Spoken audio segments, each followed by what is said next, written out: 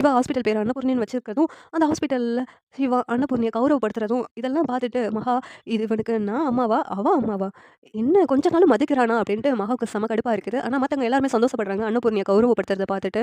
உடனே சிவா, நான் பெக்காத என்னுடைய பிள்ளை. ஆனா நான் இப்படி ஒரு பிள்ளைய பெக்காம விட்டுட்டேன்னு எனக்கு இப்ப தான் வருத்தமா இருக்கு அப்படின்னு சொல்லிட்டு அன்னபூர்ணி எல்லார் முன்னாடியும் சொல்லி சந்தோஷப்படுறாங்க.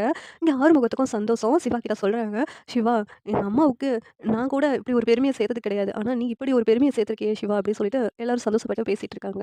உடனே அன்னபூர்ணி சிவாவ பார்த்துட்டு, "சிவா, எனக்கு இவ்ளோ பெரிய பெருமைய சேர்த்துட்டியே! உன்ன நினைச்சு எனக்கு ரொம்ப பெருமையா இருக்கு" அப்படின்னு சொல்லிட்டு அன்னபூர்ணியும் சிவாவ பார்த்து ரொம்ப பெருமைப்படுறாங்க. எங்க மகா இருந்துகிட்டு, "இனிமேல் இந்த ஒரு நிமிஷம் கூட இங்க இருக்கக்கூடாது. இப்பவே நம்ம கிளம்ப வேண்டியதுதான். நமக்கு மரியாதை இல்லாத இடத்துல நாம எதுக்கு இருக்கணும்? அவன் கொஞ்சம் கூட அம்மான்னு கூட மதிக்க மாட்டான். அப்படி இருக்கும்போது இந்த இடத்துல என்னால இருக்க முடியாதுன்னு" சொல்லிட்டு கிளம்பி போயிடுறாங்க. ரவி சிந்துகிட்ட, "இனிமேலு இந்த ஊர்லயே நம்பர் 1 ஹாஸ்பிட்டலா இதுதான் இருக்கணும். அந்த ஸ்னேகாவோட ஹாஸ்பிட்டல் இருக்கக்கூடாது. சிவா அங்க வேலை பார்க்கறதுனால தானே ரொம்ப ஆடிக்கிட்டு இருந்தாங்க. இனிமேலு சிவா அங்க வேலைக்கு பார்க்க மாட்டாரு. இனிமேலு இந்த ஹாஸ்பிட்டல்ல அவர் பிராக்டிஸ் பண்ணா தான் ரொம்ப நல்லது" அப்படின்ட்டு பைரவியும் சிந்து கிட்ட சொல்றாங்க. உடனே சிந்துவும், "ஆமா பைரவி, அந்த ஹாஸ்பிட்டல விட்டு சிவா லீவ் வாங்குனது ரொம்ப நல்லது தான்" அப்படின்னு சொல்லிட்டு மாத்தி மாத்தி பேசிக்கிட்டு இருக்காங்க. இந்த சீரியல் எப்படி இருந்தா நல்லாருக்கும்னு நீங்க நினைக்கிறீங்கன்னு கமெண்ட் பண்ணுங்க. இந்த வீடியோ பிடிச்சிருந்தா லைக் பண்ணுங்க, ஷேர் பண்ணுங்க, சப்ஸ்கிரைப் பண்ணுங்க. Thank you.